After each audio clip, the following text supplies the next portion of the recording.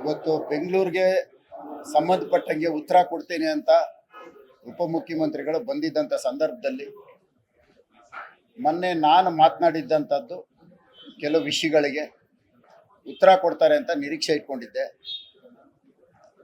ಆದರೆ ನನ್ನ ಪ್ರಶ್ನೆಗಳಿಗೆ ಉತ್ತರ ಕೊಡದೆ ಇವರು ಲೋಕಸಭಾ ಚುನಾವಣೆಯಲ್ಲಿ ಇವರು ತಮ್ಮ ಸೋತ ಮೇಲೆ ನನ್ನ ಮೇಲೆ ಸುಳ್ಳು ಕಂಪ್ಲೇಂಟ್ಗಳು ಕೊಟ್ಟು ಕೇಸ್ಗಳು ಹಾಕಿ ಅದರ ದಾಖಲೆಗಳ ಬಗ್ಗೆ ಅದರ ಬಗ್ಗೆ ಮಾತನಾಡ್ತಾರೆ.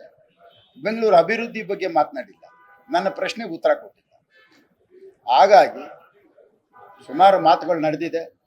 ಒಂದು ಉಪಮುಖ್ಯಮಂತ್ರಿ ಸ್ಥಾನದಲ್ಲಿದ್ದು ಒಂದು ಪ್ರಶ್ನೆ ಏನು ಕೇಳಿದ್ದಾರೆ, ನಾನು ಉತ್ತರ ಏನು ಕೊಡಬೇಕು, ಆ ದೊಡ್ಡತನನ ಅವರು ಕಲಿಬೇಕಾಯ್ತು.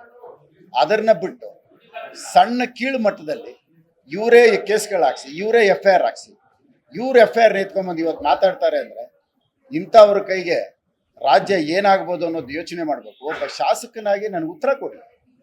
ಡೆವಲಪ್ಮೆಂಟ್ ಇದು ಮುನಿರತ್ನ ಈ ಪ್ರಶ್ನೆ ಕೇಳಿದರೆ ನನಗೆ ಉತ್ತರ ಕೊಡ್ತಾ ಇದ್ದೀನಿ. ಉತ್ತರ ಕೊಡೋಕ್ಕಾಗದೆ ಅದಕ್ಕೆ ಸುತ್ತಿ ಬಳಸಿ ಸಭೆನೆಲ್ಲ ಹಾಳು ಮಾಡಿ ಉತ್ತರ ಕೊಡೋಕ್ಕಾಗದೆ ಸುಮ್ಮನೆ ಕೂತಿದ್ದಾರೆ. ಇದನ್ನೆಲ್ಲ ಮಾಧ್ಯಮದಲ್ಲಿ ತಾವು ಗಮನಿಸಿದ್ದೀರಿ. ಒಂದು ನ್ಯಾಯಯುತವಾಗಿ ಉತ್ತರ ಕೊಟ್ಟು ಬೆಂಗಳೂರು ಒಳ್ಳೇದು ಬಯಸೋಂಗಾಗಿರ್ಬೇಕು. ಭ್ರಷ್ಟಾಚಾರ ತುಂಬಿ ತುಳುಕ್ತಾ ಇದೆ, ನಾನು ಅದ್ರ ಬಗ್ಗೆ ಚರ್ಚೆ ಮಾಡಿದ್ದೀನಿ. ಅದಕ್ಕೆ ಉತ್ತರ ಕೊಡೋಕ್ಕಾಗದೆ ಇವತ್ತು ಈ ರೀತಿ ಒಂದು ಗಲಭೆ ಎಬ್ಬರಿಸಿ ಸಭೆನ ಹಾಳು ಮಾಡಿದ್ರು. ಕೇಳಿ, ನಾನು ಮೊನ್ನೆ ಮಾತನಾಡಿದಂಥದಕ್ಕೆ ಇವತ್ತು ಉತ್ತರ ಕೊಡೋದು ಅವ್ರದ್ದು ಇದ್ದಿದ್ದು. ಇವತ್ತು ಅವ್ರದ್ದು ಇದ್ದಿದ್ದು ಉತ್ತರ, ನಮ್ದೆಲ್ಲ ಮುಗ್ದಿತ್ತು. ಆ ಉತ್ತರ ಕೊಡೋ ಸಂದರ್ಭದಲ್ಲಿ ನಾನು ಕೇಳಬೇಕಾಯ್ತು, ಅದು ನಾನು ಕೇಳಿದ್ದೀನಿ.